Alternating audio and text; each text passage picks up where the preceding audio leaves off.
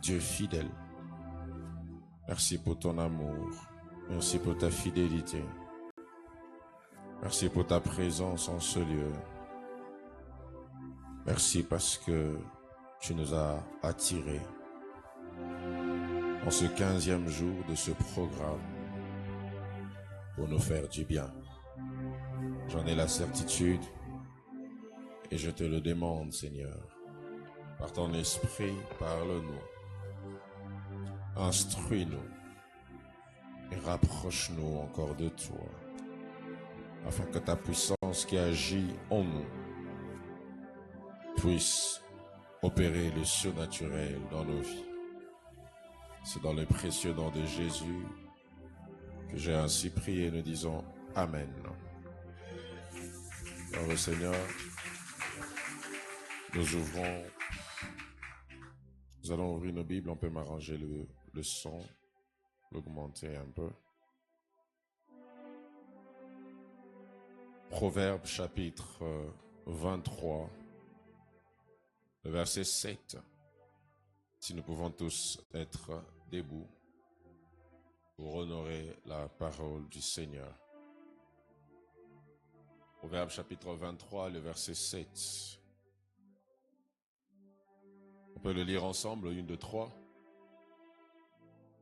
Je ne vous entends pas, car il est comme les pensées de son âme. Mange et bois, te dira-t-il, mais son cœur n'est point avec toi. Matthieu chapitre 14, à partir du verset 25. Une histoire que nous connaissons sûrement. Matthieu chapitre 14, à partir du verset 25.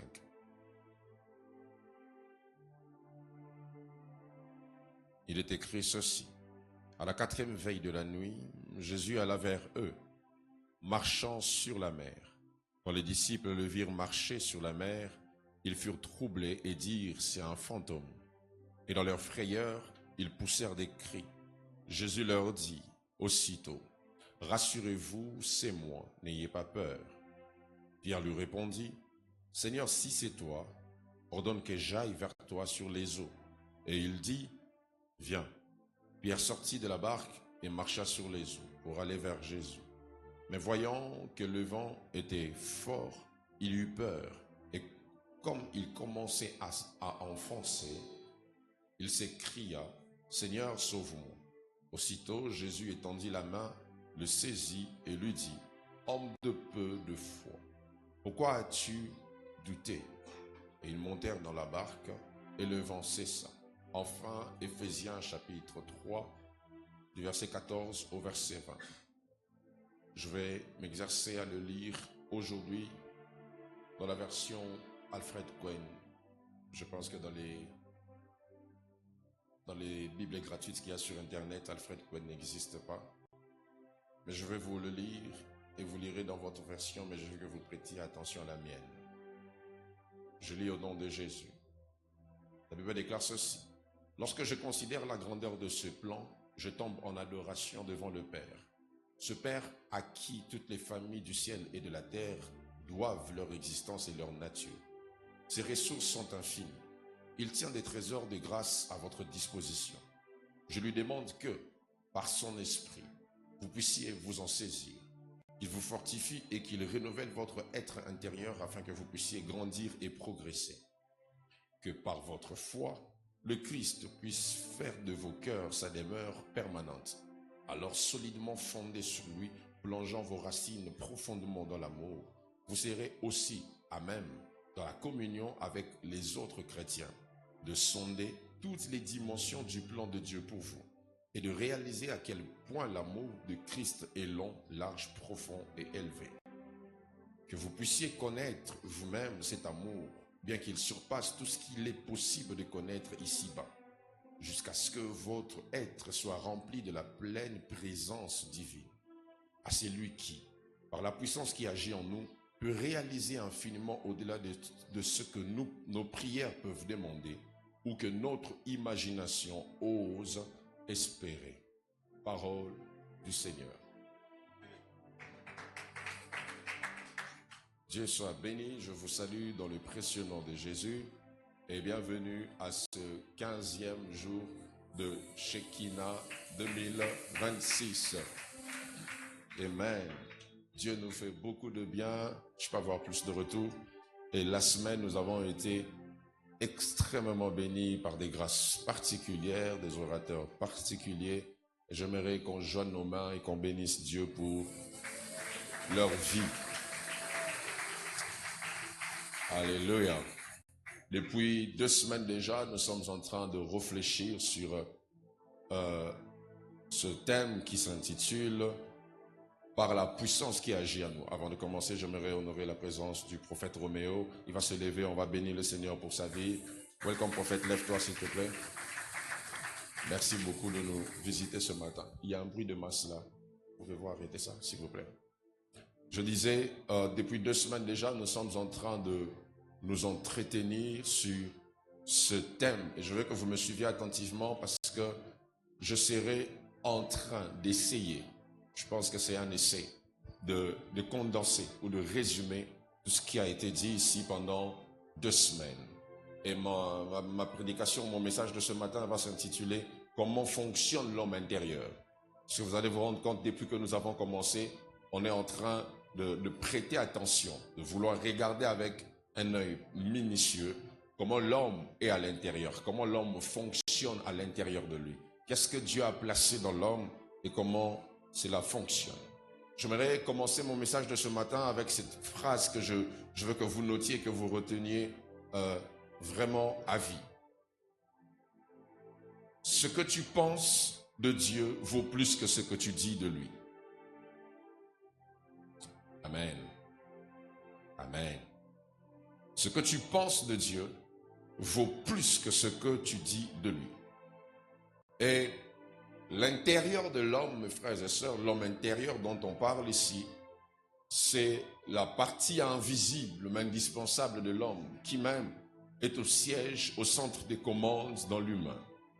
Alors, à l'intérieur de l'homme, on peut trouver plusieurs choses, mais permettez-moi de vous épingler quelques-unes rapidement sur lesquelles je veux fonder mon message de ce matin. À l'intérieur de l'homme, on trouve premièrement ce qu'on appelle l'imagination. Je vous avais déjà parlé des compartiments de l'homme, esprit, âme et corps, mais là je suis en train de vous faire voir maintenant les éléments qu'on trouve dans ces différentes parties. Dans l'homme, il y a ce qu'on appelle l'imagination. Suivez-moi attentivement parce que je vous donnerai quelques nuances importantes qui vont nous aider. Partant toujours de ce texte d'Éphésiens 3, au-delà de l'imagination, on voit un autre élément qui opère dans l'homme, c'est la prière. Quelqu'un dit avec moi la prière. Le troisième élément que l'on voit, c'est la foi. Et même, je dirais que tous les autres éléments que je viens de citer sont inclus dans la foi.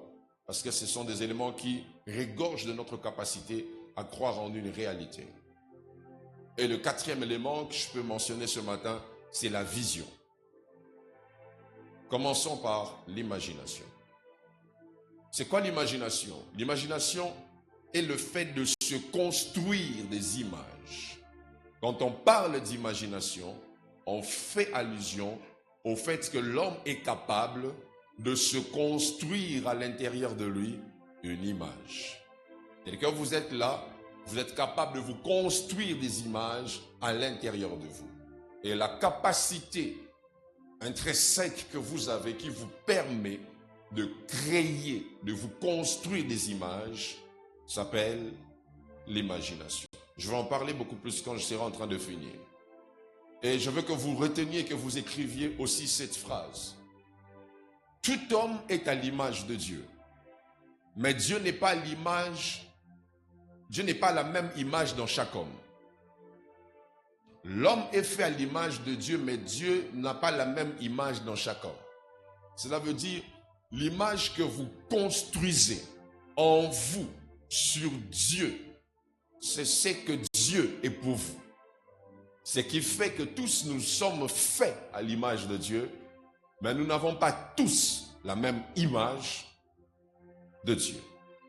L'imagination, dans ce texte, c'est la capacité à dessiner à l'intérieur de vous la scène qui emmène l'accomplissement de ce que vous demandez. Ainsi, vous vous rendrez compte que quand on parle de infiniment au-delà de ce que nous pensons ou demandons, il ne s'agit pas d'abord de ce que Dieu donne. Il s'agit de comment l'homme peut imaginer que Dieu donnera la chose. Ça touche à la manière à laquelle Dieu peut faire venir la chose. Si toi, quand tu demandes à Dieu l'argent, dans ton imagination, tu ne penses qu'à un oncle qui peut te donner cet argent-là, c'est que tu as un problème. Dieu, quand il veut faire, il commence par changer ton image sur la façon dont tu penses qu'il peut faire. Je parle à quelqu'un ce matin. Et j'ai parlé aussi de la prière. La prière ici, vous voyez que ça vient pour demander. La prière vient pour s'exprimer et demander à Dieu les choses. J'ai parlé de la foi. La foi est basiquement la confiance en Dieu. Aussi. L'imagination, mes frères et sœurs, construit une image, mais Dieu fait au-delà de l'image que vous avez construite en vous.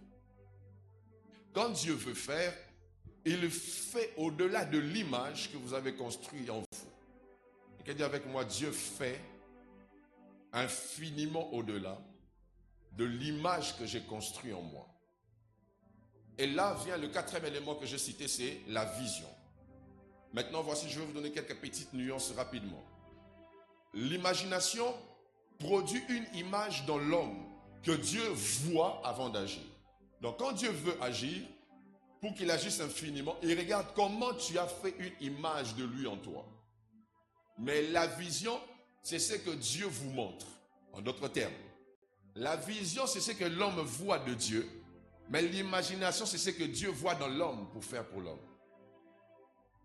On est ensemble. Alléluia.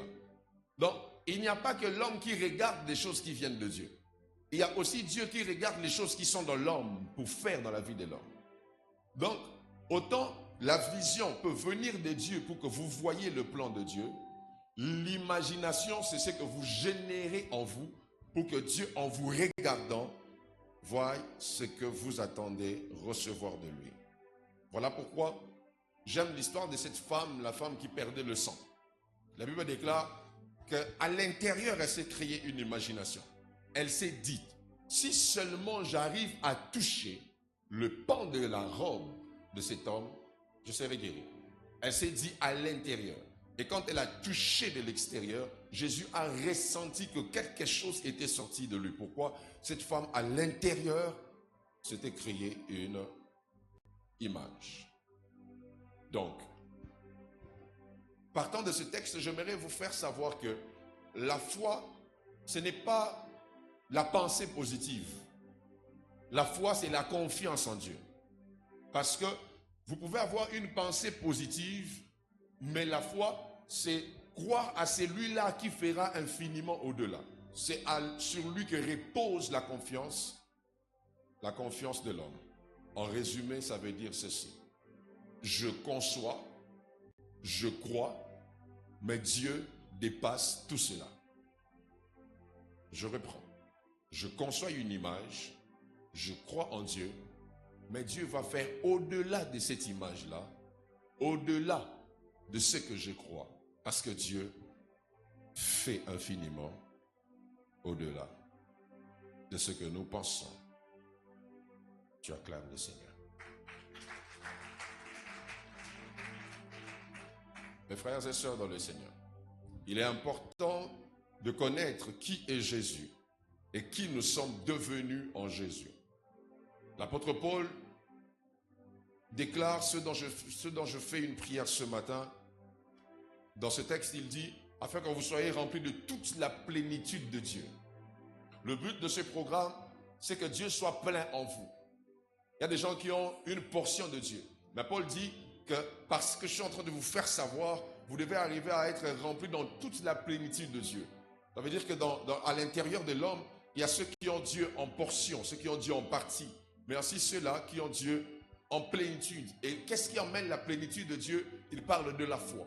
Il dit par le moyen de la foi. La foi est le moyen qui permet à l'homme d'être rempli totalement de Dieu. La foi est le moyen par lequel Dieu trouve la possibilité de dresser une habitation dans l'homme. Et comme conséquence, lorsque nous sommes remplis de la plénitude de Dieu, quelque chose doit s'activer. normalement, obligatoirement, dans la vie de tout celui en qui habite Dieu, dans la vie de tout celui en qui habite Jésus, c'est le surnaturel. Vous ne pouvez pas être un porteur de la divinité sans être un homme qui vit le surnaturel. Vous ne pouvez pas être un homme qui porte la gloire de Dieu et vivre du 1er au 30 sans témoigner un seul miracle. C'est impossible. Lorsque Dieu habite en vous, vous portez dans votre corps, dans ce vase de terre, un trésor précieux. Sachez ceci. Lorsque vous prenez une boîte, même ça, et que vous mettez le bijou, on va appeler ça boîte à bijoux, n'est-ce pas? Mais si vous prenez la même boîte, vous mettez les ordures, on va appeler ça une poubelle. Qu'est-ce qui change le nom? Ce n'est pas le récipient, mais c'est le contenu dans le contenant. C'est ce qu'on met à l'intérieur qui détermine l'appellation de la chose qu'on voit à l'extérieur. Donc, si votre vie est remplie des ordures, vous êtes une poubelle. Mais si en vous, il y a de l'or, des richesses, vous êtes une boîte à bijoux. Maintenant, Dieu vous a vidé d'une ancienne façon de vivre où il y avait des ordures et l'a placé en vous sa nature. Vous voyez ça? La Bible déclare que c'est de lui que tire toute famille de la terre. La nature que vous avez dans votre famille tire origine de Dieu. Et il habite en vous pour changer l'usage et même l'appellation de ce que vous êtes. Donc du coup, vous resterez une boîte, mais à cause de ce qu'il y a à l'intérieur de vous, vous serez appelé boîte à bijoux ou boîte à poubelle. Tout dépend de ce que vous avez en vous, mais plus encore de la conscience que vous avez sur ce que vous avez à l'intérieur de vous. Voilà pourquoi l'apôtre Paul prie toujours, il dit, je prie Dieu afin qu'il illumine, qu'il ouvre les yeux de votre cœur pour que vous sachiez quelle est la richesse attachée à l'espérance en Jésus. Sachez ceci, il y a des choses qui exigent une compréhension au-delà des sciences que vous avez étudiées. Il y a des choses qui exigent une intelligence, une capacité à percevoir, à recevoir des vérités profondes qui vont au-delà de tout ce qu'on vous a enseigné. Voilà pourquoi l'apôtre Paul parle de la richesse de sa gloire. Vous savez, la gloire de Dieu habite en nous et cette gloire génère une richesse. Et l'homme qui veut vivre le Dieu qui agit infiniment au-delà doit comprendre et connaître quelle est la richesse de la gloire de Dieu. C'est ce qui s'est passé avec les compagnons d'Emmaüs. Ils marchaient avec Jésus, mais la Bible déclare qu'ils ne savaient pas que c'était Jésus. Et après, quand ils ont mangé, la Bible déclare leurs yeux s'ouvrirent. Donc, est-ce que leurs yeux étaient fermés? Non. Les yeux physiques étaient ouverts, mais spirituellement, ils n'arrivaient pas à comprendre ou à percevoir la richesse qui se cachait derrière l'homme avec qui ils marchaient. Si j'aimerais dire à quelqu'un, il y a des dimensions spirituelles que vous ne pouvez avoir, des dimensions de compréhension que vous ne pouvez avoir si le Saint-Esprit ne vous illumine pas. C'est comme ça l'apôtre Paul dit, en lisant ces textes, vous pouvez vous faire une idée sur la connaissance que j'ai du mystère de Christ. Le mystère. Le mystère. Ce qui fait que ce manque de compréhension pousse plusieurs chrétiens à être rationnels, à être scientifiques et même à bloquer l'action de Dieu. Sachez ceci, chaque fréquence d'opération détermine un type de manifestation. Le type de fréquence dans lesquelles vous opérez détermine les choses que Dieu peut faire avec vous. Maintenant, il se pose un problème fondamental. Aujourd'hui, j'aimerais vraiment vous parler calmement pour qu'on traite un problème profond. Sinon, si on sort de ces 21 jours sans traiter ce problème, on aura échoué. On va m'afficher le psaume chapitre 11, le verset 3. Psaume chapitre 11, le verset 3. Ne vous en faites pas, on va arrêter les jeunes à 12 heures. Donc, soyez dans la joie. Qu'est-ce que dit la Bible? On va le lire ensemble. 1, 2, 3. Quand les fondements sont renversés, le juste, que ferait-il? Acclame le Seigneur. Ce texte, mes frères, présente un problème qui étouffe, un problème fondamental qui étouffe l'action de la puissance de Dieu en nous. C'est le problème des fondations, le problème des fondements.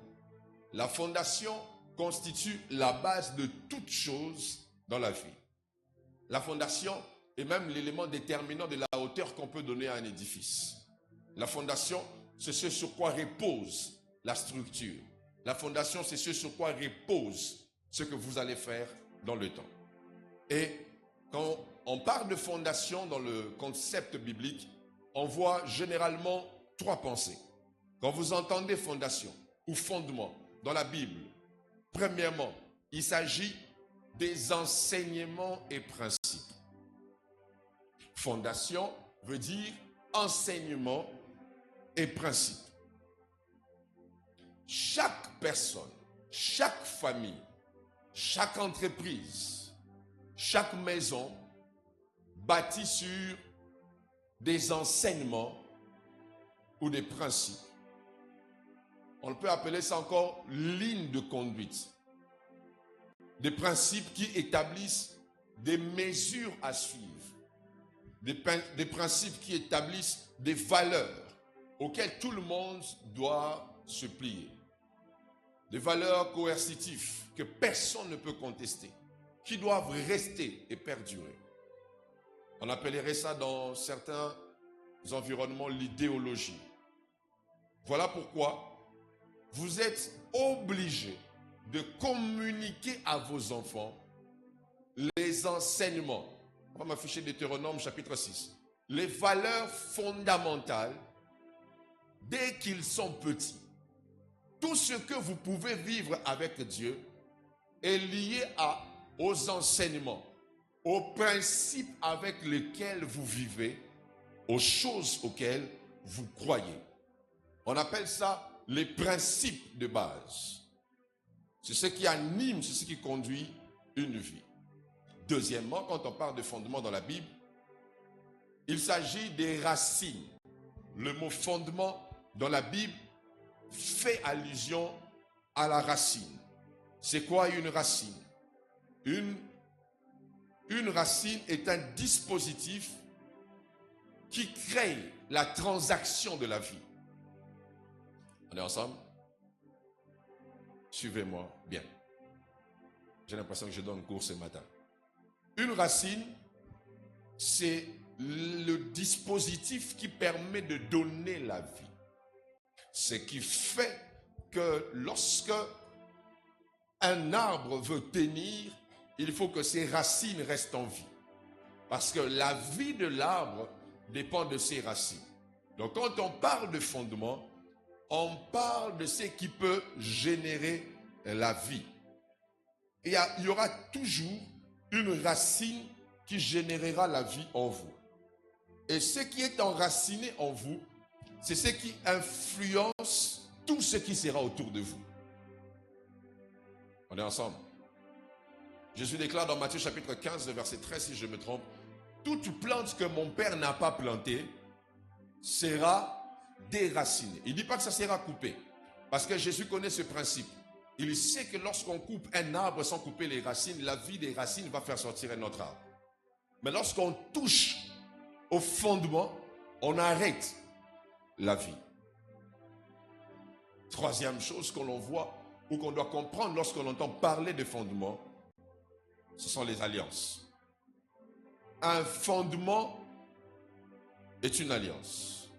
Ce qui veut dire, le type d'enseignement auquel tu crois devient une source spirituelle à laquelle tu vas t'abreuver.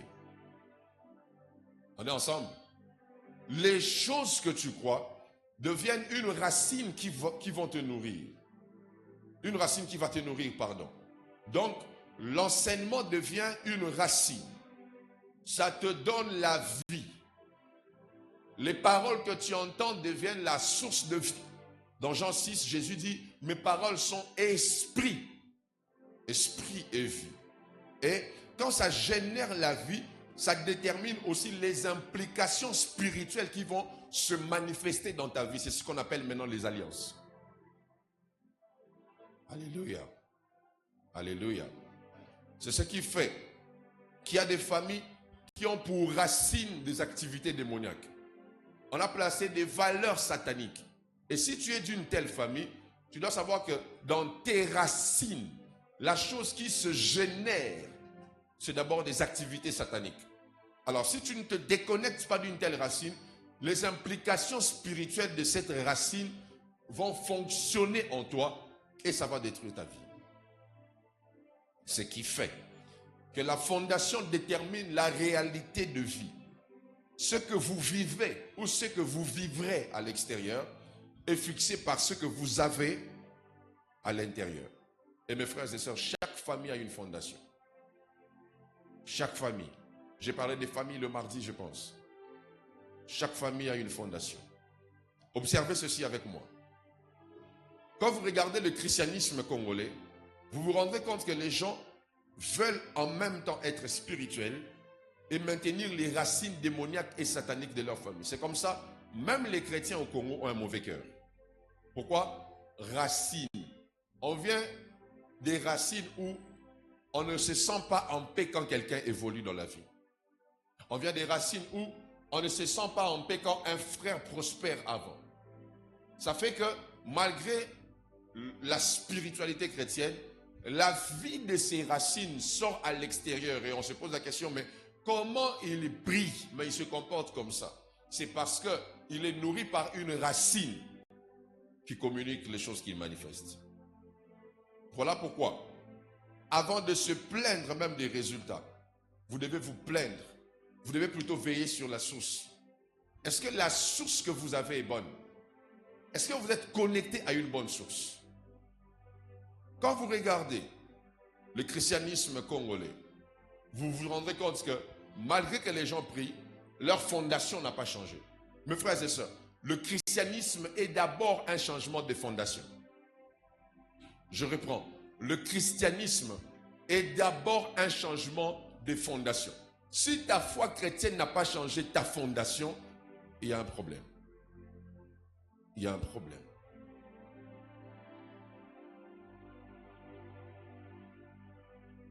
Et ces fondations dont je suis en train de parler produisent ce qu'on appelle en un seul mot la philosophie de vie. À l'intérieur de vous, vous avez une philosophie, une façon de voir les choses, une façon de voir la vie. Et si vous voulez changer la réalité de votre vie, n'attaquez pas la réalité, attaquez la philosophie que vous avez. C'est pour ça que Dieu fait infiniment au-delà de ce que nous pensons. Dieu regarde notre façon de voir les choses avant de faire dans nos vies. Voilà pourquoi je prie qu'il y ait vraiment une réforme dans la philosophie congolaise. Une réforme dans la façon de voir même les hommes qui portent l'onction. Vous savez ça? Le problème avec les chrétiens congolais, surtout avec les réseaux sociaux, je suis de ceux qui soutiennent la fermeture de TikTok. Je soutiens ça vraiment. Parce que on démystifie tellement les ouins que aujourd'hui, votre façon de voir même des hommes qui portent l'onction a changé. Et cela fait que vous avez une mauvaise racine qui détruit vos vies. Et il y a seulement la façon dont tu appelles un ouin. Profa, évangile, pasta. Tu vois? Ou berger. Tu vois les là que tu ajoutes. C'est déjà ça le problème de ta vie. Parce que tu penses qu'un ouin est comme toi. Non. Il a quelque chose que tu n'as pas. Je te dis la vérité. Un ouin a quelque chose que tu n'as pas. Il y a un frère qui est très proche à moi. Le vendredi, quand j'étais en train de dire ici que certaines personnes vont voir mon corps angélique et ce frère a vu. Il a été troublé toute la nuit par ce qu'il a vu. Je ne vais pas vous le dire. Mais quand tu t'habitues à l'onction, tu crées déjà une barrière à ta visitation. Je parle à quelqu'un. On a une maman ici, pendant Shekinah ici. On l'avait jeté, je ne sais pas comment on appelle cette maladie en français, maladie MPC. Et un jour, pendant le culte, sous la gloire, elle est venue, je ne savais pas pourquoi, elle essuyait mes chaussures avec un mouchoir. Elle a essuyé mes chaussures, elle a essuyé mes chaussures. Quand elle est rentrée, elle s'est dit qu'elle va essuyer son corps partout où il y a les maladies MPC avec ce mouchoir-là. Quand elle l'a fait le matin, elle s'est réveillée, tout a disparu. Ouais, ça a disparu. Pourquoi? La façon dont tu perçois un ouin détermine ce que tu reçois de lui. Et la philosophie, c'est comme ça, vous vous rendez compte, beaucoup de pasteurs vous le diront, qu'ils font moins de miracles dans leurs églises qu'ailleurs. Pourquoi? Parce que dans leurs églises, on leur voit toujours. Hein? On le connaît, on sait comment il est, comment il se fâche, comment il rit. Mais quand il part ailleurs, on le voit à la vraie valeur d'un oin. Les miracles se font. Ne blaguez pas avec quelqu'un qui porte une onction. Cette philosophie, cette légèreté. Moi, je ne partage jamais les sextapes des hommes de Dieu. Jamais. Jamais. Comment tu peux regarder la nudité d'un homme qui a l'onction de Dieu? Comment tu peux faire pour regarder ça? Et ça, c'est une racine qui emmène la malédiction nationale. Et puis vous dites que le pays va mal. Mais c'est à cause de ça. Que Dieu change ta philosophie. La philosophie congolaise doit changer. Au Congo, quand quelqu'un... On attend ici que Dieu fasse infiniment au-delà. Mais quand Dieu va faire seulement un peu au-delà. Quand tu viens d'appeler au culte à 9h, déjà tu ne viens même pas à 9h. Depuis que tu es converti, tu n'es jamais venu à 9h. Jamais, depuis que tu es converti. Quand tu viens, il faut qu'on te laisse la place spéciale. Tu n'es pas spécial ici. Même si tu donnes 1 million, tu es toujours toi. Dans mon amen, je vais te dire la vérité. Si tu veux un traitement spécial parce que tu donnes beaucoup d'argent, change d'église. Dans mon amen, je vais te parler. Hein? Alléluia. J'ai vu récemment une image qui m'a choqué. Le président du Ghana, mes frères et sœurs, dans leur église, une petite église, où il a grandi dans la foi. Et il est devenu président, il est resté membre de l'église. Et ce qui m'a choqué, on n'a pas mis des tapis rouges, on ne lui a pas donné une chaise présidentielle. Il était assis sur des chaises comme vous là, dans les rangées. Il était assis en plein culte et il dansait. Et on dit qu'il est resté président du département des papas, bien qu'il est devenu président. À mon niveau, hein. Nous sommes chef de l'État et photocataculte. Nous allons maintenant recevoir son excellence, monsieur le président de la République. La présidence Sanzam. Et il y a avec moi la philosophie. Tu vois ça que je te dis là? C'est ça même le problème qui fait que l'infiniment au-delà des dieux n'arrive pas dans ta vie. Il y a ton voisin que ta tête change. Ta façon de concevoir celui qui est établi dans l'onction peut devenir un obstacle à ta bénédiction. Ça peut devenir un problème à ta bénédiction. La philosophie, c'est le filtre mental au travers duquel tu vois la vie. Ça détermine ta façon de voir la vie. La philosophie est aussi ta façon de réagir face aux circonstances. La philosophie. Et tel que vous êtes là, vous êtes bâti sur des philosophies très solides en vous qui font que malgré que vous êtes devenu chrétien, ça ne bouge pas. Pourquoi? Je viens d'une famille où on m'avait dit que je ne peux pas épouser quelqu'un d'une autre tribu. C'est tellement entré en toi que tu vas épouser quelqu'un de ta tribu mais qui va te faire souffrir. Donc tu vas regretter. Il viendra même du village. Là où il y a vraiment tes oncles, il viendra de là, Abimina Saché. Mais il va te faire ça. Papa Lobeka Muluba. Papa Lobeka Muluba. Papa Lobeka Muluba. Ok, pas la Muluba. Va danser sur ton nez ici.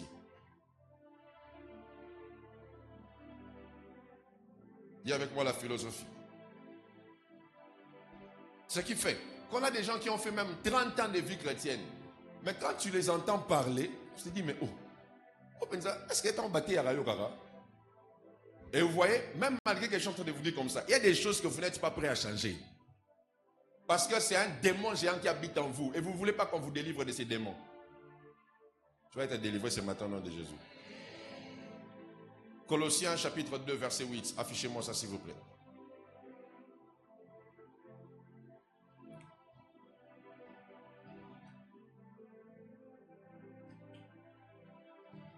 Rapidement. Écoutez ce que dit la Bible. Prenez garde que personne ne fasse de vous sa proie par la philosophie et par une vaine tromperie, s'appuyant sur la tradition des hommes, sur les rudiments du monde et non sur Christ. Si vous avez la version français courant, mettez-le. Français courant, on parle des forces spirituelles humaines. Vous voyez ça? Donc, il y a des gens qui peuvent vous faire devenir esclaves par leur façon de penser qu'ils vous ont légué. Et quand Dieu veut agir dans l'homme, Dieu regarde comment tu penses. Ouais. Écoutez ce que dit Français courant. Je pense que c'est ça. Prenez garde que personne ne vous séduise par les arguments trompeurs, et vides de la sagesse humaine. Elles se fondent sur les traditions des hommes, pas de Dieu, des hommes. Sur les forces spirituelles du monde et non sur le Christ. Acclame le Seigneur. Vous voyez ça? C'est le vrai chant du combat spirituel. Ce n'est pas les petits démons qui crient Nabimi, Nabimi, Nabimi, Nabimi. Ça, c'est un petit démon. Les grands démons, c'est les démons là qui ne crient pas Nabimi, mais Alobisara Buzoba. Amen, hein? Oh Seigneur, ces démons sont tellement ancrés en vous que vous ne voulez pas que je les touche. Je vais les toucher. Alléluia. Ce n'est pas les petits démons qui tombent. Na maman na bango, na maman na bango, na keyi, na keyi. Et vous allez vous rendre compte que ces petits démons, on les chasse régulièrement dans les mêmes personnes. Pourquoi? Parce que la philosophie ramène ces petits démons.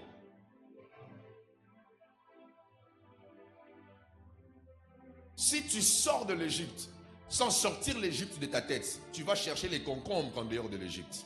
Pourquoi? Parce que Pharaon peut laisser des corps humains sortir tout en ayant bâti un système de pensée qui fera que même loin de lui, vous ferez comme lui. Même loin de lui, tu auras besoin d'un Dieu en or, un veau d'or. Pourquoi? Système de pensée. Mon frère, Dieu regarde ta façon de penser. Quand Dieu veut agir dans une vie, il regarde ta façon. Il fera au-delà, mais il regarde d'abord, tu penses comment?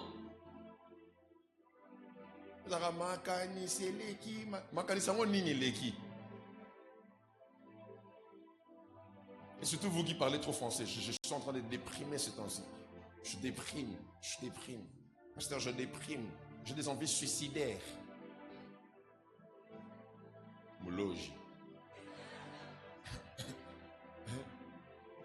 Je déprime, pasteur. Ce temps-ci, ça va pas. Ça va pas. Je suis dans une forte... Quelqu'un m'a dit, je suis dans la 3e phase de la dépression. Ah! Au calcul, là, on est...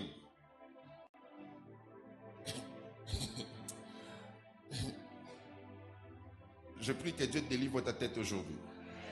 Voilà pourquoi, quand on vous dit de prier, ne prenez pas ça à la légère. Parce que la prière, plus tu pries, la prière brise à l'intérieur de toi une philosophie. Mes frères et sœurs, il y a des choses que Dieu ne peut pas faire avec toi si tu ne pries pas en quantité. Je reprends. Il y a des choses que Dieu ne peut pas faire avec toi si tu ne pries pas en quantité. L'agenda de Dieu se télécharge par la quantité de prières. Un programme divin préparé pour se manifester sur terre demande une quantité de prières, une quantité d'énergie spirituelle. Plus tu pousses, plus tu pries, quelque chose bouge à l'intérieur de toi. Une façon de voir change, une façon de percevoir change. Et là, tu vas voir quelque chose arriver. C'est pour cela qu'on a l'impression que les miracles ont diminué. C'est normal. Pourquoi? L'intelligence a augmenté dans ce siècle. On est très rationnel. À l'époque, quand quelqu'un était malade, il ne savait pas qu'il y avait la chimiothérapie. Il ne savait pas qu'il y avait le dialyse. Il savait juste que son espoir était Dieu. Mais toi, aujourd'hui, quand tu es malade, tu pars d'abord sur ChatGPT. ChatGPT, quand j'ai mal au dos de ce côté-ci, ça veut dire quoi? Il te dit très bien, la question que tu poses est bonne. Quand tu as mal de ce côté, ça peut être un affaissement du côlon qui... Quel médicament je peux prendre par rapport à ça? Très bien, tu peux voir un pharmacien qui va te conseiller tel produit et tel produit. Par rapport à ce problème, quand tu prends tel produit pendant tel nombre de jours, tu vas avoir ta guérison. Est-ce que tu sais que l'intelligence artificielle, ce n'est pas une intelligence? Ce sont des hommes qui ont mis des informations pour que ces informations te donnent des réponses en fonction de tes questions. Donc, ce n'est pas que ChatGPT est intelligent. Ce sont des hommes qui ont programmé, ce sont des algorithmes. On a mis des informations pour que ça te génère des réponses à tes questions. Mais toi, tu penses qu'il est très intelligent.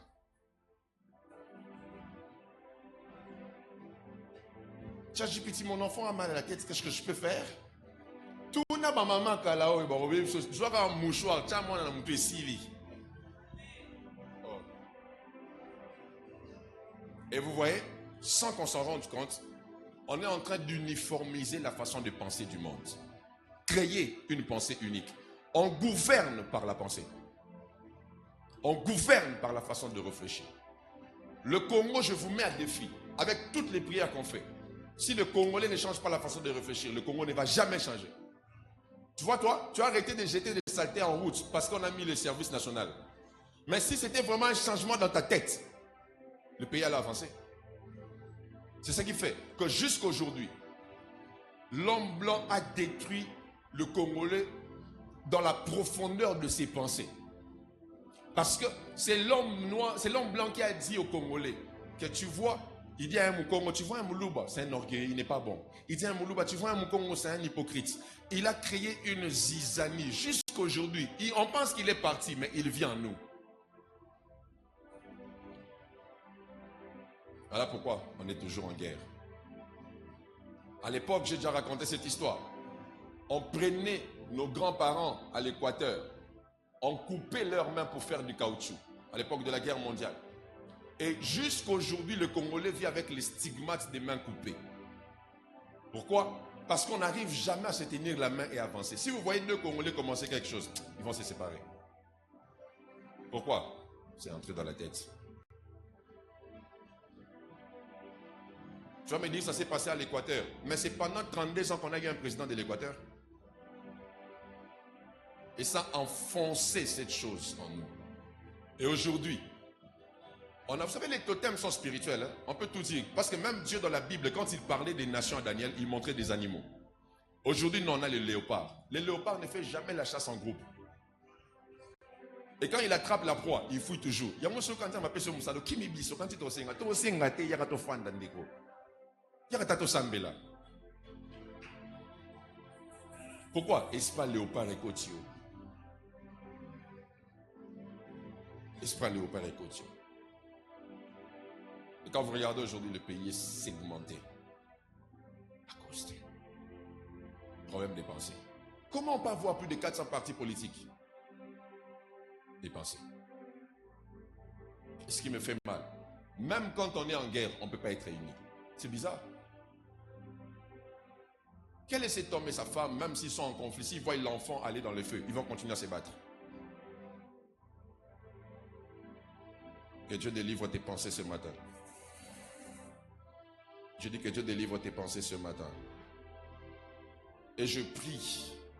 Cette semaine, quand on sera en train de prier, il y aura des moments où tu seras simplement en train de parler en langue. Mais je t'assure une chose. Il y a une philosophie qui sera en train de bouger dans ta tête. 1 Timothée chapitre 4, le verset 1. Montrez-moi ça s'il vous plaît.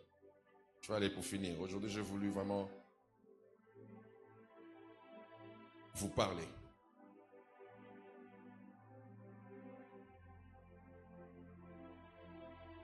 Écoutez ce que dit la Bible. L'Esprit le dit clairement.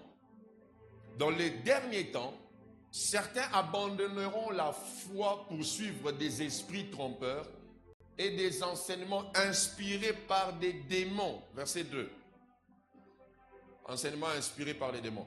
Ils se laisseront égarer par des gens hypocrites et menteurs à la conscience marquée au fer rouge. L'Esprit dit expressement qu'en ces temps-ci, on va nous donner des enseignements des démons. On te fait croire que ta tribu est la meilleure. Vous savez que les États-Unis n'ont pas été développés par les vrais Américains. Vous savez ça? On a même eu un président noir aux États-Unis. Nous, on est encore dans le débat des pères et des mères.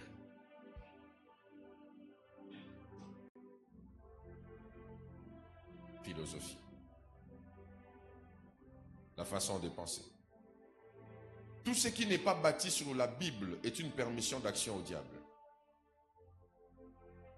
Voilà pourquoi, mes frères et sœurs, priez pour briser certaines façons de voir les choses qui vivent en vous. Et comment bâtir ces pensées? Je vais finir par là. La première des choses pour bâtir vos pensées, vous devez faire de la Bible le fondement de votre pensée. Je dis quoi? Je n'ai pas entendu. Deutéronome chapitre 6, on me remet la version Louis II. Écoutez, regardez-moi, suivez-moi.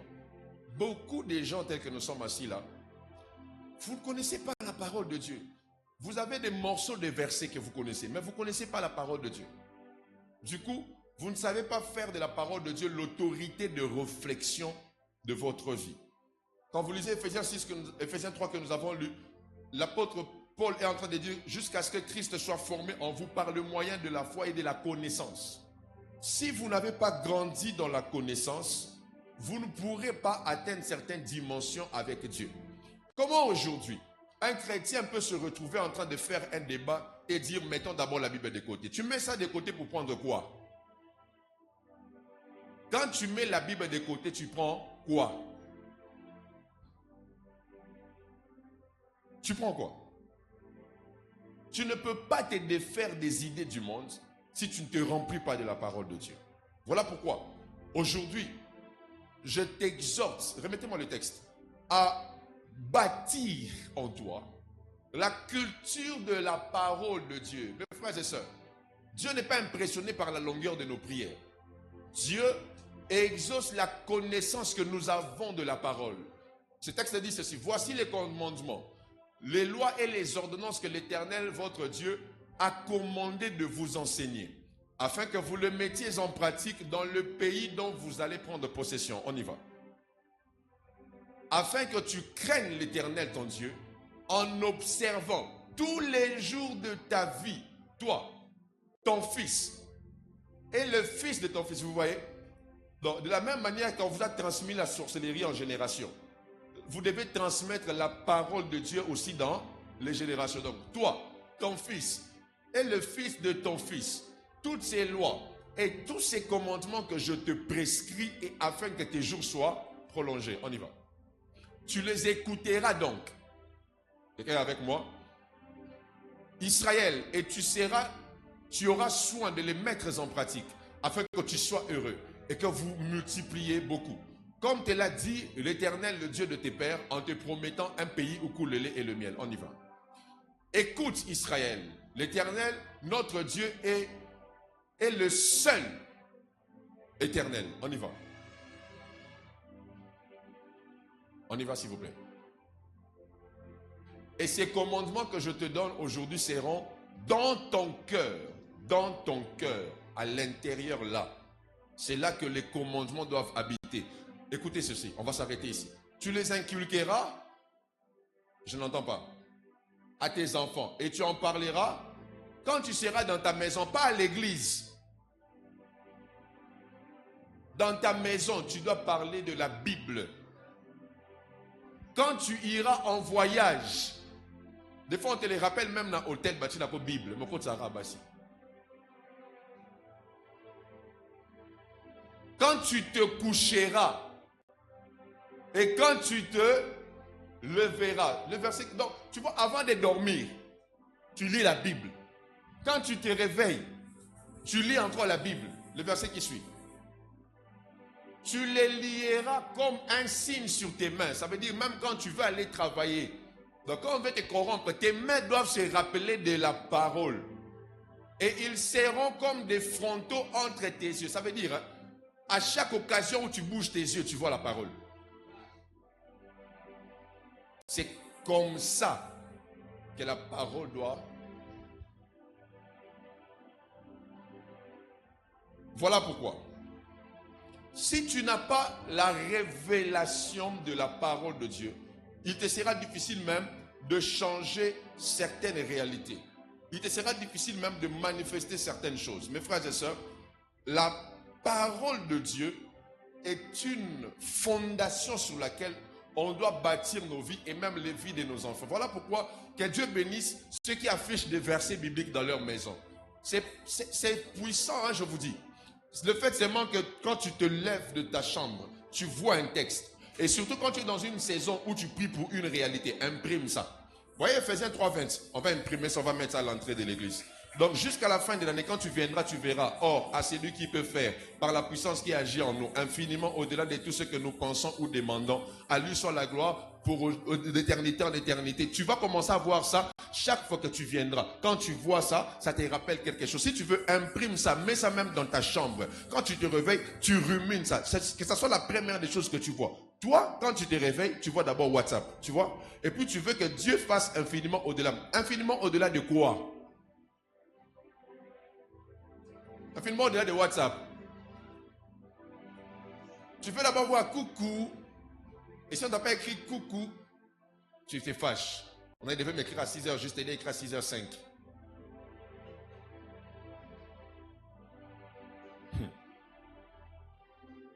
Tu vois, toi? C'est comme ça que tu as peur des sorciers. Parce que tu vois, hein? Dans le monde spirituel, il n'y a pas de courage débordé. Donc, ton esprit sait que tu es petit devant ces sorciers. C'est comme ça que tu as peur. Ouais. Oh.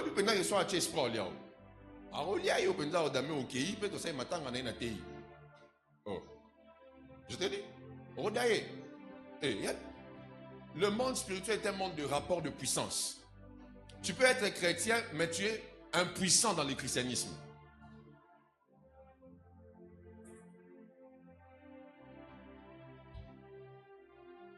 Je prie que tu passes à un autre niveau ce matin. Je dis que tu passes à un autre niveau ce matin. Je n'ai pas entendu ton amen, que tu passes à un autre niveau ce matin. Que tu aies des textes que tu vas ruminer tous les jours. Mes frères et sœurs, on est appelé à connaître la parole et à obéir à la parole. Obéir. Mes frères et sœurs, par obéissance pour Dieu, accepte de perdre des amis. Je reprends. Par obéissance pour la parole de Dieu, accepte de perdre des relations. Je reprends. Par obéissance pour Dieu, accepte de perdre un travail. L'obéissance dans le monde spirituel a plus de valeur qu'un sacrifice. Quand Dieu voit l'obéissance qu'Abraham a eue, Dieu a ressenti le sacrifice d'Isaac. Et si tu n'es pas obéissant, tu as encore un petit esprit. Dieu peut te dire non face à l'argent qu'on t'offre. Et Dieu te dit ne prends pas. Là, tu ne veux pas dire amen. Oyo bizoazoa.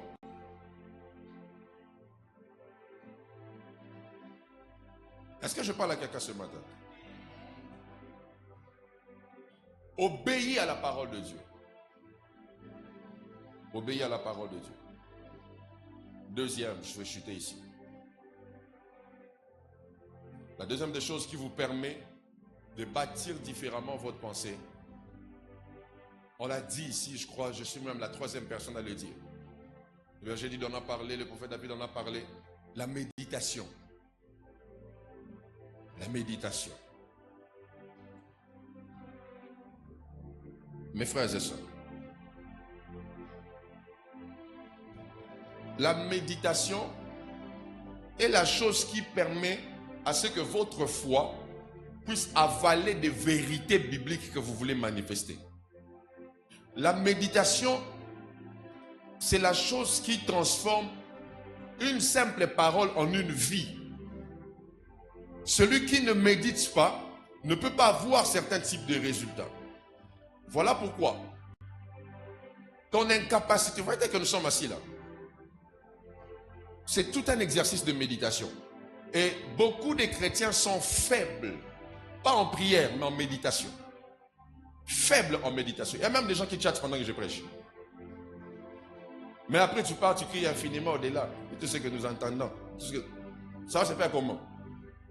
Tu es faible à l'intérieur. Tu n'as pas avalé beaucoup de vérités bibliques en toi. La méditation prend une parole que tu lis. On ne médite pas sur un livre. Oh, je médite sur Matthieu. Non, là c'est la lecture ou l'étude. La méditation, tu prends un texte.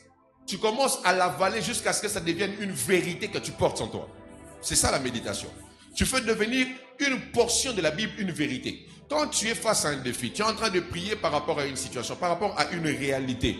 Prends un verset biblique, mets-le au devant de toi. Tu commences à méditer. tu lis le même, tu lis même pas, tu médites. Donc, tu prends le même texte, tu l'avales. Toi, ton problème, c'est que même pendant tes temps de prière, tu as le téléphone à côté. Tu as le téléphone à côté. Tu es en train de... Même pendant les cultes comme ça, tu es dans des distractions. Tu es dans des distractions. Tu es dans des distractions. Toi, tu regardes les cheveux des gens, tu regardes les habits des gens, tu es en train de penser à comment tu vas acheter les jus Bissap à la fin des cultes.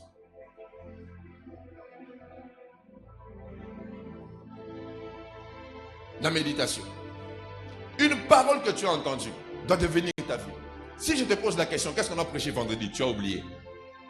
Mais tu es là seulement infiniment au-delà de tout ce que nous pensons. Nous avons encore qu'on a vu Noël. La méditation. La méditation, c'est cette capacité à rester seul. L'une des choses que les chrétiens ne supportent pas, c'est le silence. Les chrétiens ont peur du silence. Si seulement je vous dis qu'on reste calme pendant 10 minutes, on vous donne un texte ici, qu'on commence à méditer 10 minutes, les gens vont dormir. D'ailleurs, il y a des gens qui dorment déjà. Vous aimez quand il y a du bruit à l'église, on saute, alléluia, mais rien n'entre en vous. C'est comme ça vous verrez. Une femme qui parlait beaucoup en langue, mais se réveille à 3 heures pour fouiller le WhatsApp de son mari. Mais celle-là qui allait chez les féticheurs n'ouvre jamais le téléphone de son mari. Elle prend seulement une bouteille. Elle fait seulement ça. Et puis elle est sûre que le gars ne va pas fouiller. Mais toi, tu parles la langue. Tu cries à 3 heures. Au lieu de dormir, maman, tu es là. Ah, Janine, c'est qui? Janine, c'est qui? À 3 heures, incompréhension. Comment toi, tu peux faire des choses comme ça, maman? Si tu étais sûr de toi spirituellement, tu ne vas pas faire ça. Moutache mbal na moulangi, azobanga ke. Yoso parler en langue, ozobang.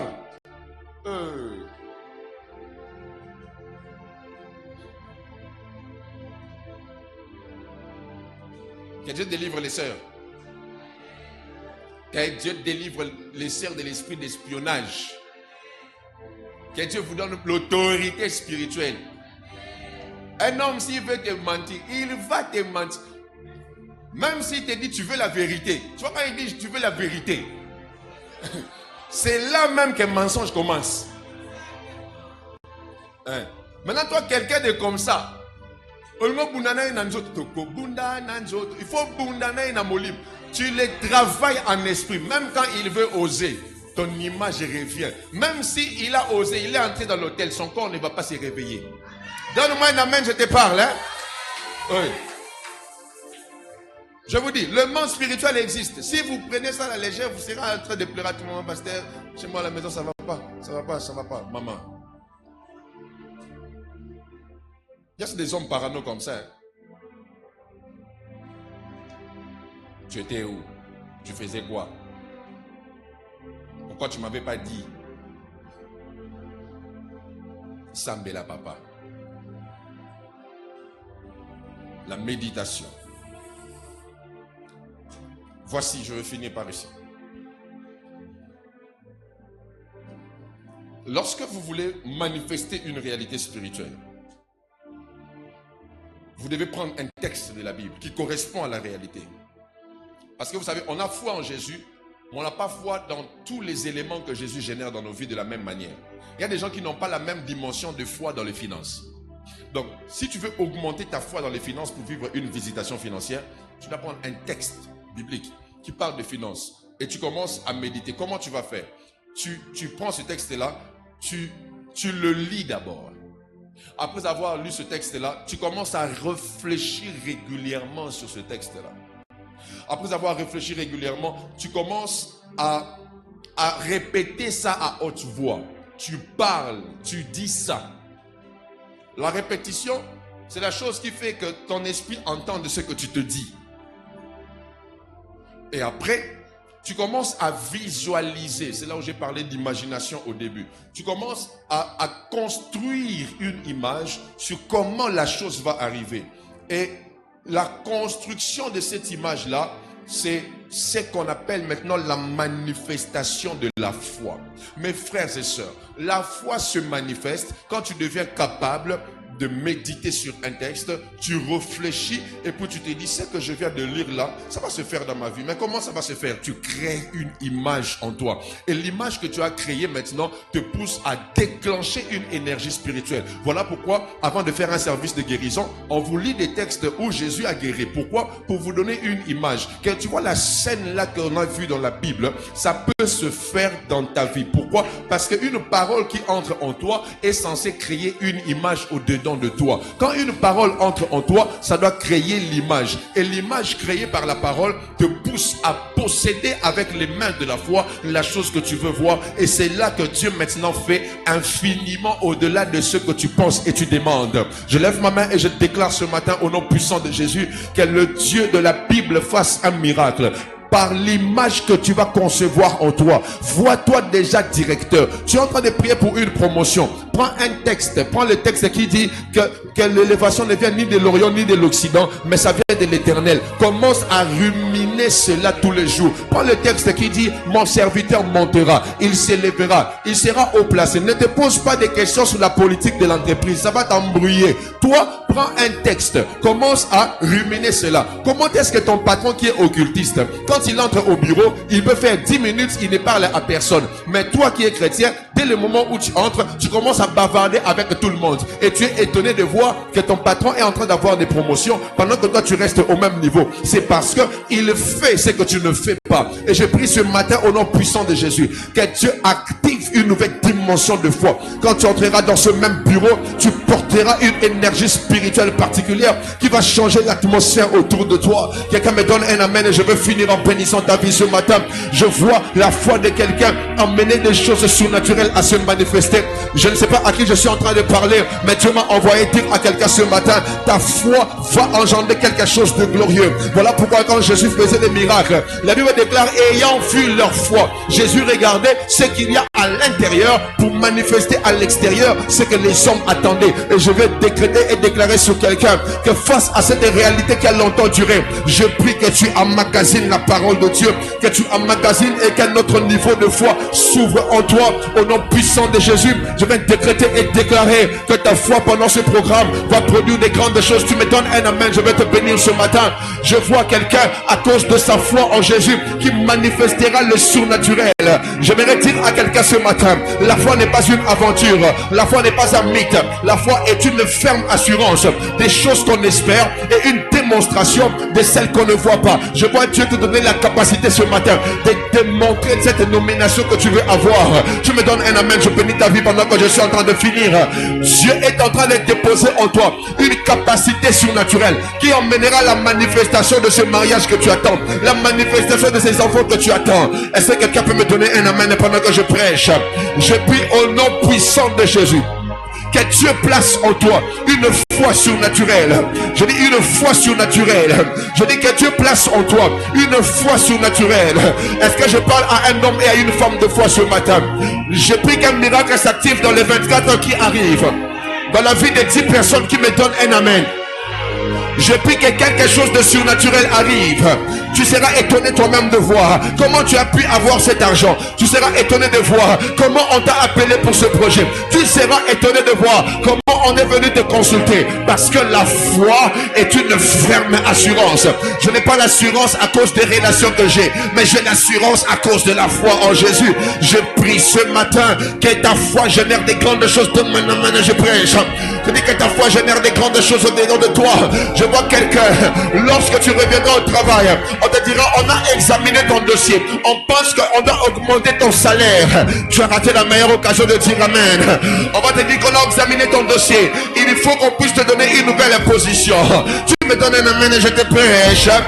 Écoutez ceci, il est possible qu'on écoute les mêmes enseignements, il est possible qu'on soit exposé à la même atmosphère sans vivre les mêmes réalités spirituelles. Voilà pourquoi Pierre était avec les 2 autres disciples dans la barque. La Bible déclare, ils ont vu Jésus et ils ont crié fantôme. Jésus ne s'est pas fâché parce qu'ils ont dit fantôme.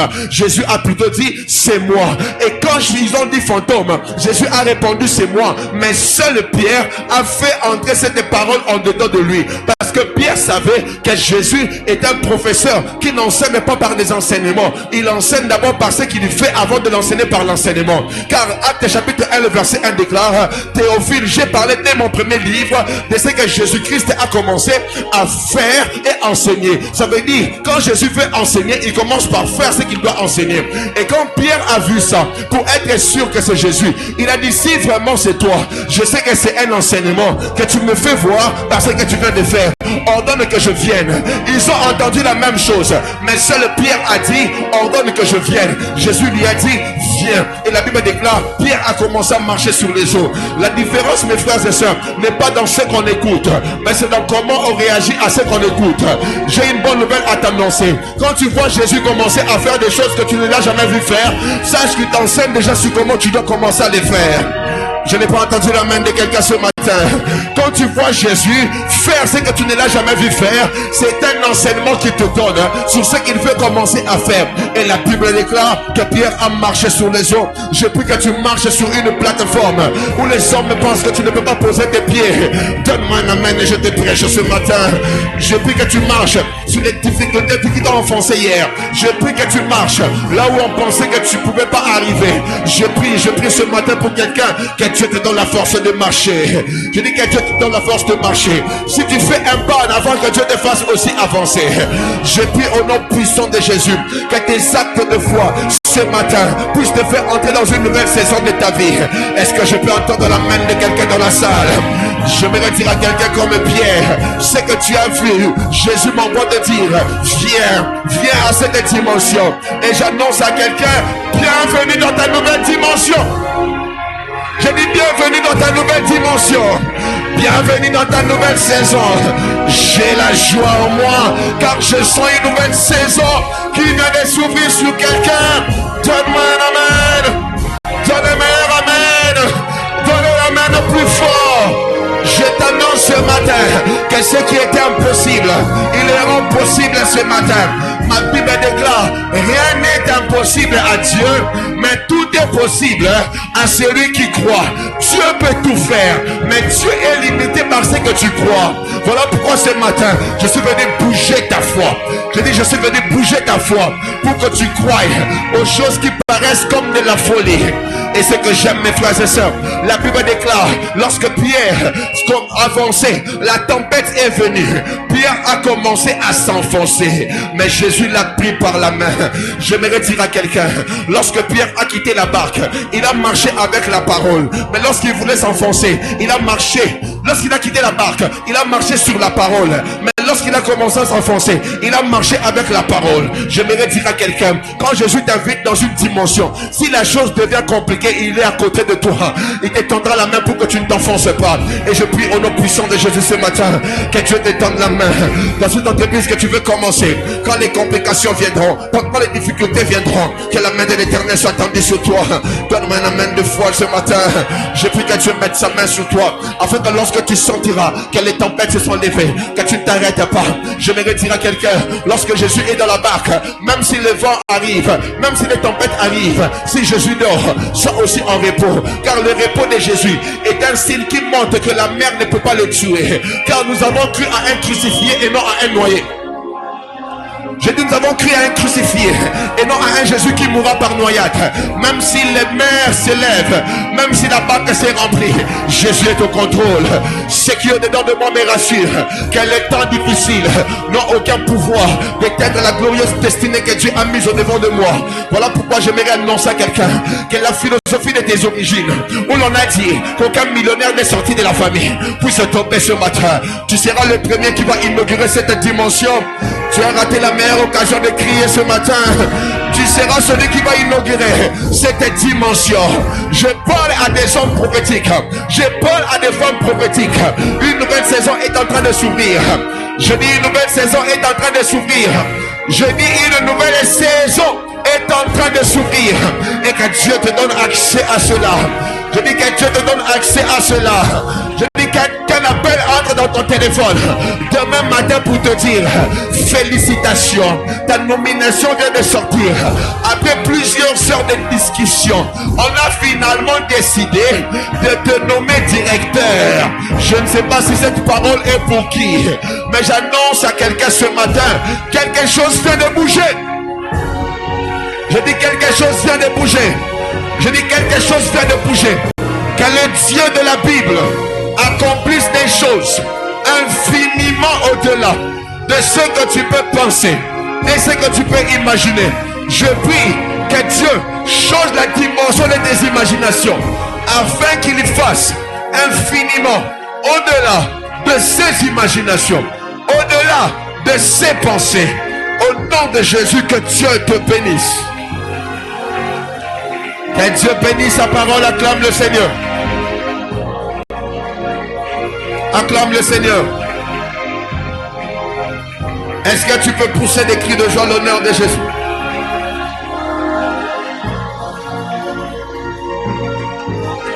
Est-ce que tu peux mieux acclamer pour Jésus?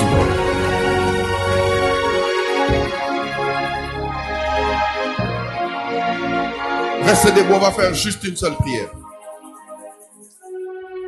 J'aimerais que tu pries en ayant tes mains sur ta tête et que tu dises à Dieu tout ce qui constitue une barrière dans ma tête à ton action puisse tomber ce matin.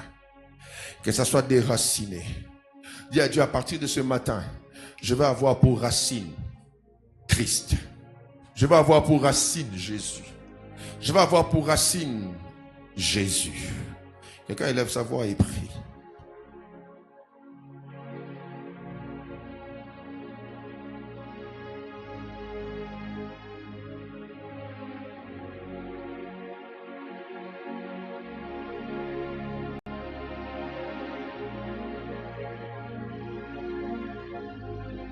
Prie s'il te plaît.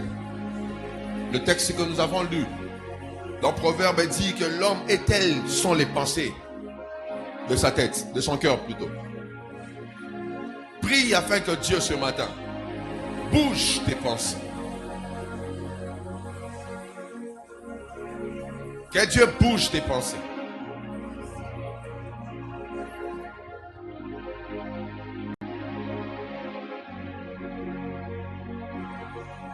C'est la plus grande délivrance que tu peux obtenir. La plus grande, je t'assure. Ça dépasse le fait de tomber et de voir des petits démons réagir. Prie sérieusement, sérieusement. Ta façon de voir détermine ce que tu vas avoir. Est-ce que tu peux prier?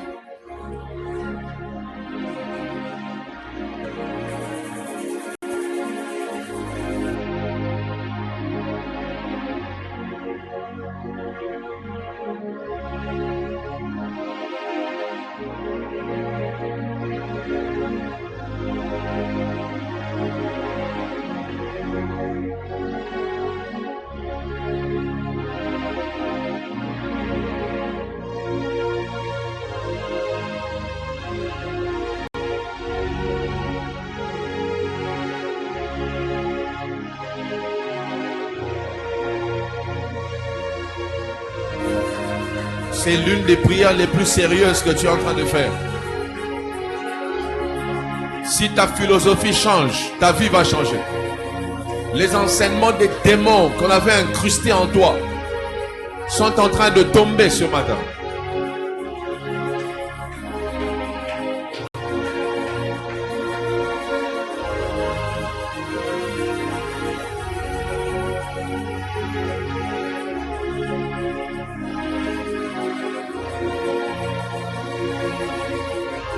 Parce que tu viens d'une famille où les gens n'ont jamais atteint une certaine sphère.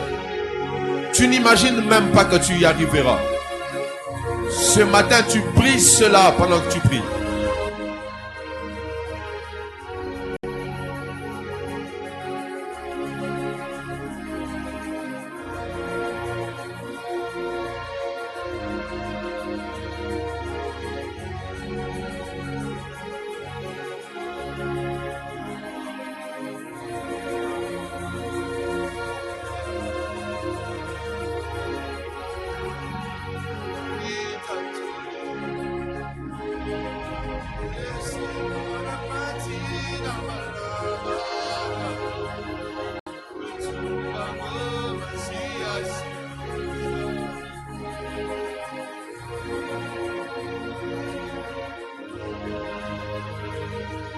Maintenant, tu vas prier en battant tes mains toujours avec la même requête. C'est là que je vais m'arrêter ce matin. Prie. Brise ses forces. Brise ses forces.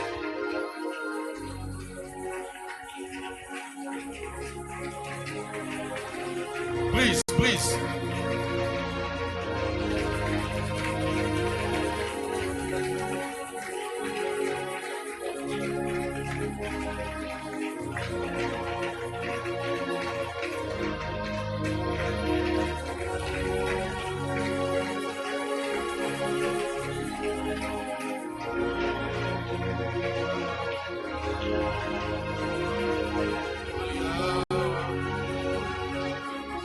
Vas-y, prie.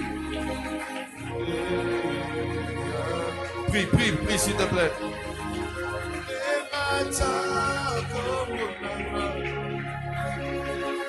Montre-moi que tu es là. Natomoli Adamabo et Payanzambe.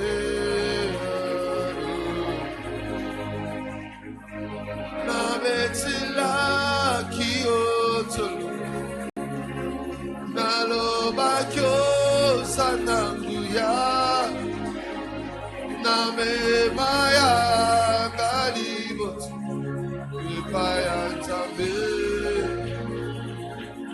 Prie encore pendant 2 minutes. Yaya kotana ntakona mae memelanga ikimya nachea na motema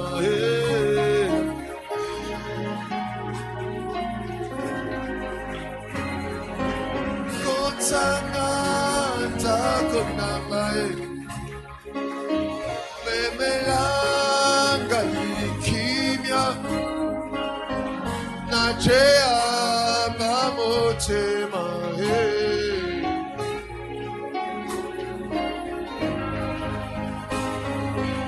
oh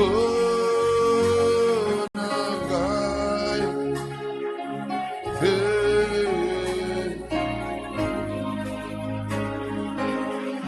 oh nangai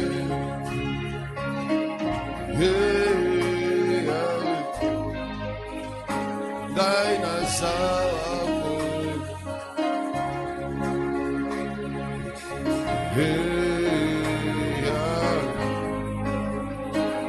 Daina Yapo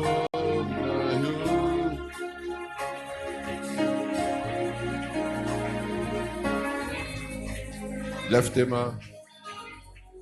Au nom de Jésus, je prie ce matin que le Dieu de la Bible puisse faire de sa parole l'autorité qui dirigera ta vie à partir de ce matin. Afin que tu vives, que tu expérimentes sa puissance au-delà des limites de tes origines, au-delà des limites de tes études, au-delà des limites que tu ne peux imaginer. Mes frères et sœurs, j'ai déjà prié pour une dame qui est DG, mais elle n'est que D6. Elle-même, elle dit, je ne sais pas comment je suis arrivé à ce poste. Dieu peut faire au-delà d'un diplôme. Que ce Dieu-là puisse le faire, afin qu'en cette dernière semaine, que tu viennes prier avec une nouvelle philosophie, une pensée libérée de tes origines, une pensée libérée de ton grade, une pensée qui voit, qui construit des images de là où Dieu est en train de t'emmener. Au nom de Jésus, que j'ai ainsi prié. Amen.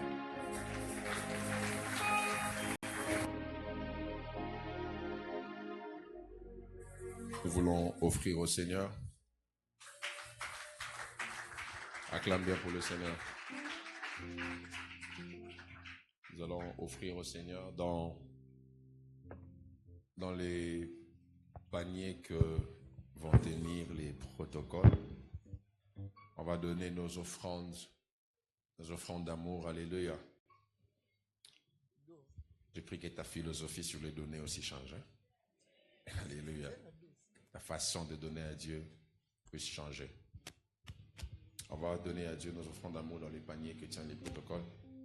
Dans ce panier, nous allons bénir la parole. Ce panier, c'est pour les requêtes. Celui-ci, on va le laisser. Bon.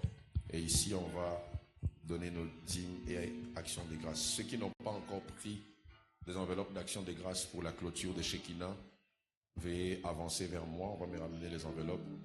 Je vais vous les remettre.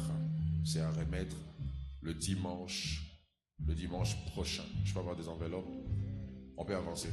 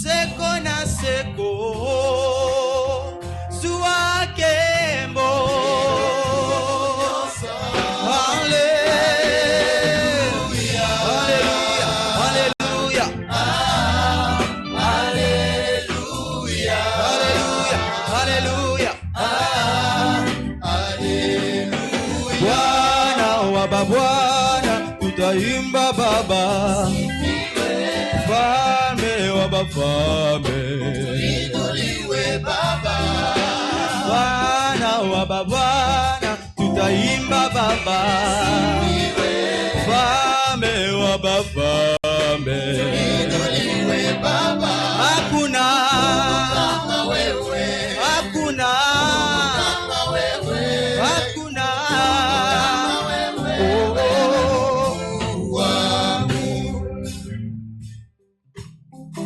Alléluia. Nous voulons recevoir ceux qui ont prié avec nous pour la première fois. Si c'est votre première fois de prier avec nous, veuillez simplement balancer votre main. Nous allons vous saluer. Que Dieu vous bénisse. Est-ce que vous pouvez vous lever, s'il vous plaît? Welcome. N'hésitez pas, si vous êtes là pour la première fois, levez-vous, on va vous saluer.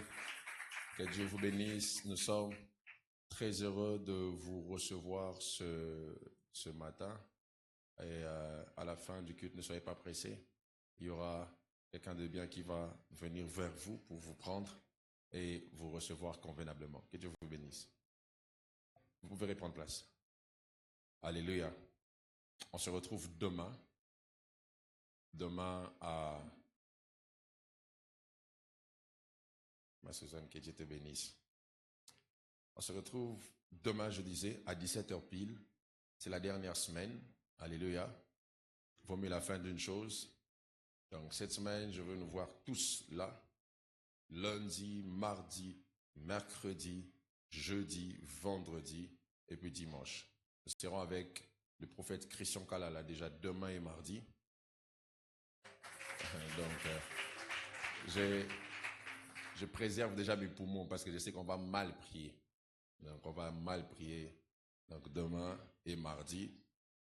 Et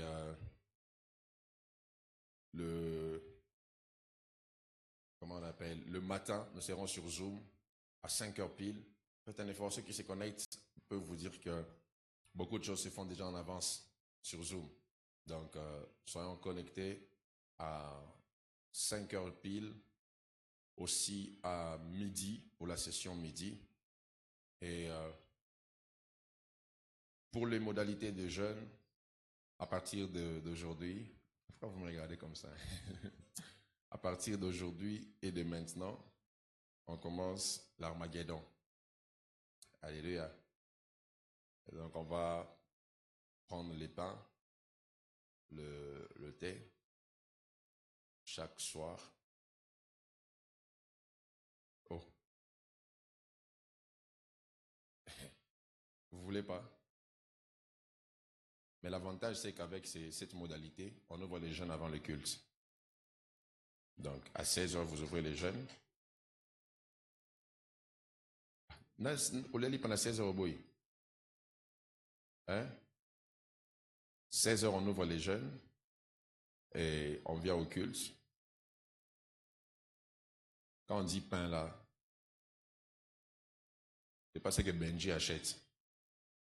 Nous sommes allés pas 3000, non. Soyons sérieux, alléluia. Alléluia. Vous pouvez accompagner les pains avec les arachides, les œufs. Oh! Oh! Non, les arachides, les œufs,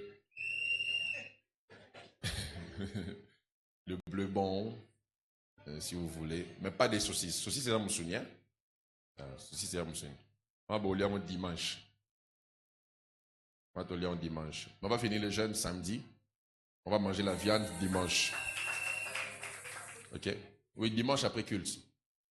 C'est là que tu mangeras à nouveau la viande. Donc, on est d'accord. Donc, quand le culte finit, vous achetez un pain et vous prenez un jus. Si vous étiez venu avec vos fruits et légumes, vous allez les jeter. Soit vous mettez au congélateur de votre maison jusqu'à dimanche. Tout année n'a qu'on dit. Nous autres aussi. Que Dieu bénisse les intercesseurs. Hein? Et ils sont dans un régime compliqué. Récemment, on était en jeûne à sec. Les 2 jours, nous avons appelé autorisation de faire la jeûne. Le deuxième jour, on a 3 heures, tant aussi ça nous des prières. Parce qu'on lit à 3 heures de bataille. Et je n'avais que 4 pommes. Papa, j'adore tout me télé. Babunde la yango. C'est pour m'en bimisa bitumba. 15 personnes, bon, il y a 4 pommes. Donc, que Dieu vous bénisse. Donc, c'est ça. Ceux qui ne sont pas encore baptisés, nous lançons une nouvelle session de formation pour le baptême. Pour ça, veuillez voir la sœur jeudi, elle va lever sa main à la fin du culte, afin qu'on vous enregistre juste le samedi qui va suivre chez Kina. On va pouvoir vous baptiser. Nous avons un communiqué nécrologique que j'ai donné depuis la semaine. Papa Jado et le frère Andy ont perdu leur mère biologique depuis lundi. Et nous bénissons Dieu qui a décidé de reprendre sa servante pour un repos. Et nous avons déjà le programme du deuil. Vendredi, la veillée mortuaire se tiendra à la salle Emmanuel, juste ici, comment on appelle? Ici à Lupin. Kingu, voilà. Quand vous arrivez à Lupin, station Yumbu, juste à côté, et à la salle Emmanuel, c'est là que se tiendra la veillée mortuaire. Le samedi matin, nous serons au cinquantenaire, à partir de 8 heures, si je ne me trompe pas, pour l'oraison funèbre. Et après, il y aura enterrement.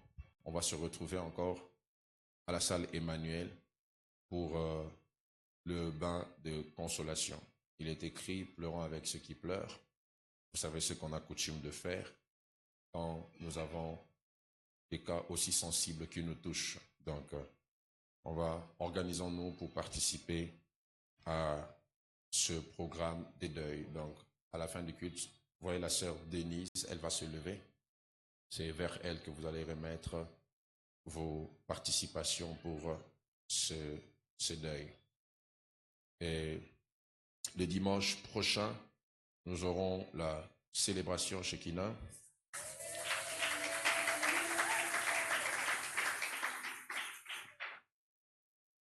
J'ai l'impression que les gens attendent ça impatiemment et que Dieu nous fasse grâce.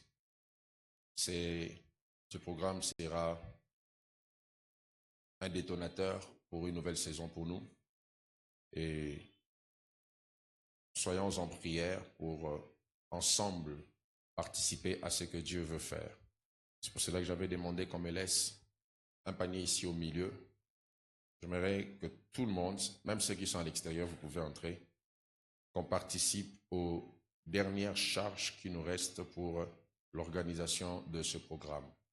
Tout ce que vous avez sur vous, sur place ou après le culte, veuillez le mettre dans le panier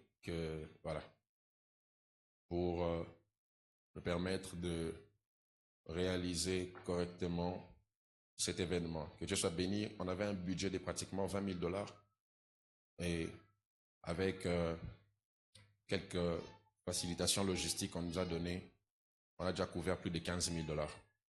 Donc on va remplir ensemble les 5 000 qui restent. Donc tout ce que vous avez sur vous, venez le mettre ici. Si vous ne l'avez pas sur place, vous allez nous le faire parvenir après culte. Avancez. Si vous n'avancez pas, je ne vais pas clôturer. C'est vous qui avez faim. Moi, je suis déjà habitué.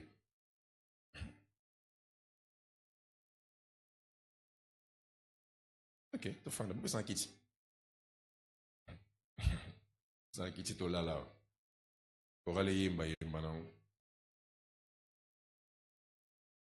N'oubliez pas, on a besoin de vous pour servir aussi dans ce programme.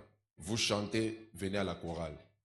Vous savez faire le protocole, allez au protocole. Vous savez danser, venez. Donc, on a besoin de tout le monde pour ce programme. Les mamans, je compte sur vous pour ce qu'on s'est dit. Donc, je sais que Dieu te bénisse. Je sais qu'on sera bien nourri. Je vous attends. Si j'ai au moins 5 personnes, j'arrête les cultes. Sinon, je continue.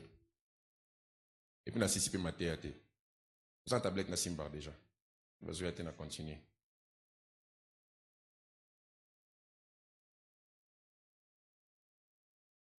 C'est la tablette. Ça va être dans continuer ma théâtre. Ah, tu vas apprécier.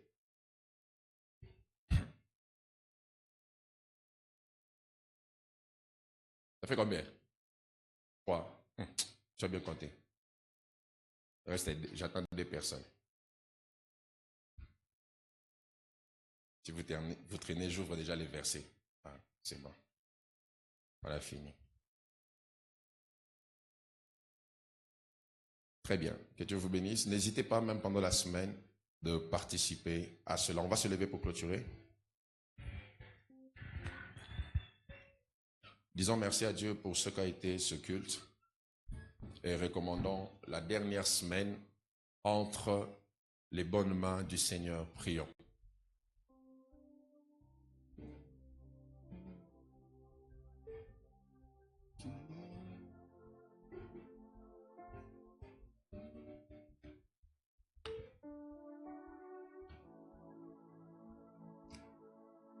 Dis un mot à Dieu pour la nation.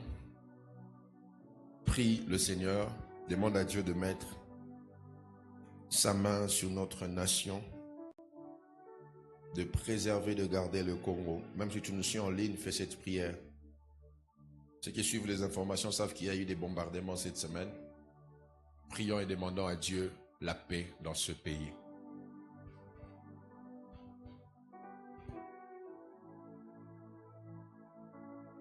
Dieu Tout-Puissant, merci Père.